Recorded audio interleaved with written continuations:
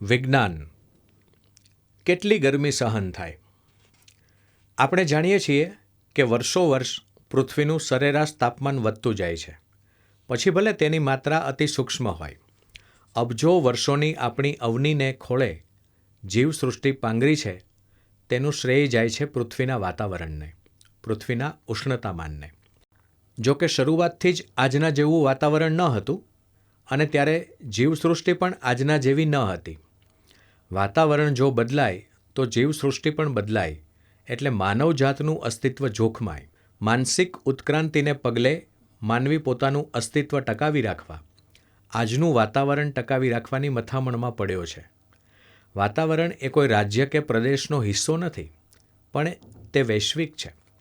એક દેશના પ્રદૂષિત વાતાવરણની અસર બીજા દેશમાં પણ થઈ શકે છે.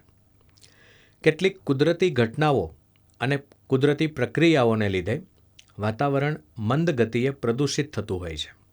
કુદરતે ફેલાવેલું વાતાવરણનું પ્રદૂષણ કુદરત જ દૂર કરે છે. જાણે કુદરત સાથે હોડ હોય તેમ માનવી ઘણી ઝડપથી વાતાવરણ બગાડી રહ્યો છે. માનવી જે પ્રવૃત્તિઓથી વાતાવરણ પ્રદૂષિત કરી રહ્યો છે તેનાથી આપણે સૌ વાકેફ છીએ, માટે તેની વિગતમાં ઉતરતા નથી. Carbon dioxide, sulphur dioxide, ammonia, ethane, methane, nitrous oxide જેવા ગ્રીન હાઉસ વાયુઓ વાતાવરણમાં છે. પોતપોતાની જગ્યાએ ખૂબ જ ઉપયોગી આ બધા વાયુઓનું પ્રમાણ વાતાવરણમાં નહિવત છે. છતાં પણ જો તેમની માત્રા વધી જાય તો વાતાવરણ દૂષિત થાય છે. ઉદાહરણ જોઈએ તો જીવસૃષ્ટિ માટે જળ એ જ જીવન છે. પણ વાતાવરણમાં જો જળ બાષ્પની માત્રા વધી જાય તો ગ્રીનહાઉસ વાયુની ગરજ સારે છે. ભેજનું પ્રમાણ વધી જવાથી ગરમી લાગવા માંડે છે, જેને આપણે બફારો કહીએ છીએ. કાર્બન અને કાર્બન ડાયોક્સાઇડ જીવસૃષ્ટિનું ઘટક છે. વનસ્પતિ અને પ્રાણી જગત કાર્બનના સંયોજનો પર અવલંબે છે. પણ જો વાતાવરણમાં કાર્બન ડાયોક્સાઇડનું પ્રમાણ ઓછું થઈ જાય તો હિમયુગ આવી જાય, અને જો તેનું પ્રમાણ વધી જાય તો પૃથ્વીનું તાપમાન પણ વધી જાય.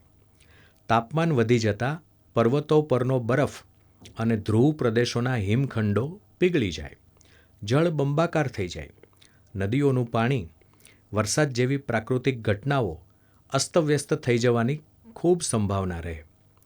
આ અસર ગ્લોબલ વોર્મિંગ તરીકે ઓળખાય છે, જેને આપણે અનુભવી રહ્યા છીએ. પૃથ્વીના પેટાળમાંથી ઉદ્ભવેલા ગ્રીનહાઉસ વાયુઓનો એક સામાન્ય ગુણધર્મ એ છે કે તે સૂર્યની ગરમીને શોષે છે, પણ ઝડપથી છોડી શકતા નથી. આમ ગ્રીનહાઉસ વાયુઓ ગરમીનો ભંડાર બની જાય છે.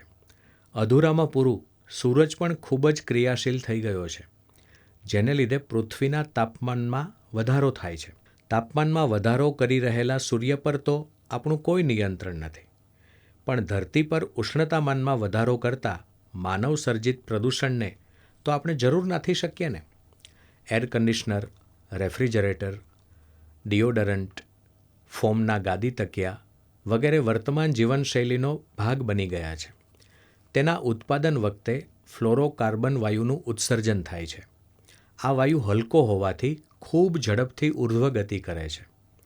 ધરતીથી 20થી 30 કિલોમીટરની ઊંચાઈએ ઓઝોન વાયુનું કવચ હોય છે. ઓક્સિજન તત્વના 3 પરમાણુઓના મિલનથી ઓઝોનનો અણુ બને છે, જ્યારે ઓક્સિજન વાયુના અણુમાં ઓક્સિજન તત્વના 2 પરમાણુ હોય છે. ઓઝોન કવચ સૂર્ય તરફથી આવતા શક્તિશાળી પારજાંબલી એટલે કે અલ્ટ્રાવાયોલેટ અને ગામા કિરણોને શોષી લે છે. ઓઝોન કવચમાં પણ ઓઝોનની માત્રા તો 1,00,000માં ભાગ જેટલી જ હોય છે.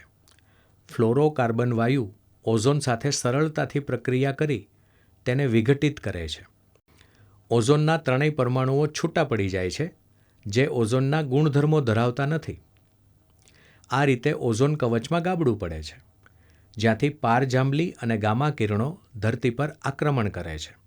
આ આક્રમણને લીધે વાયુમંડળનું તાપમાન તો વધે જ છે, સાથે સાથે ત્વચા કેન્સર જેવા મહારોગો પણ વરસી પડે છે. વાયુમંડળમાં કાર્બન ચક્ર, જળચક્ર અને નાઇટ્રોજન ચક્ર છે.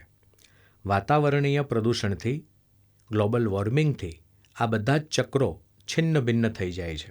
નાઇટ્રોજન ચક્રમાં એમોનિયા વાયુ અગત્યનો હિસ્સો છે. તે પ્રોટીનનું એક ઘટક પણ છે અને એ રીતે તે ઉપયોગી છે, પરંતુ ગરમી શોષણનો ગ્રીનહાઉસ વાયુનો ગુણધર્મ પણ તે ધરાવે છે. જુદી જુદી ભૌગોલિક સ્થિતિને લીધે વિશ્વના વિવિધ સ્થળો પર નોખું નોખું તાપમાન હોય છે. નેશનલ જ્યોગ્રાફિક મુજબ ધરતી પર સૌથી વધુ તાપમાન ઈરાનના લૂત મીઠાના રણમાં નોંધાયું છે અને તે હતું 70.7 ડિગ્રી સેલ્સિયસ. આપણા દેશમાં રાજસ્થાનના જોધપુર જિલ્લાના ફલોડી ગામમાં 51 ડિગ્રી સેલ્સિયસ તાપમાન નોંધાયું છે. ગુજરાતમાં મહત્તમ તાપમાન સાબરકાંઠાના ઈડરમાં મે 2010 દરમિયાન 48.5 ડિગ્રી સેલ્સિયસ નોંધાયું હતું. દર વર્ષે ઉનાળામાં લૂ લાગવાથી સેંકડો માણસો અને અન્ય જીવો મૃત્યુ પામે છે. હા, ઈરાનનું રૂપેલ્લ વરુ સૌથી વધુ તાપમાન સહન કરી શકતું સસ્તન પ્રાણી છે. તો પછી આ કાળા માથાનો માનવી કેટલી બાહ્ય ગરમી સહન કરી શકે? આ પ્રશ્નનો સીધો જવાબ મુશ્કેલ છે. તાપમાન અને ભેજ બંને સંયુક્ત રીતે આપણને અસર કરે છે.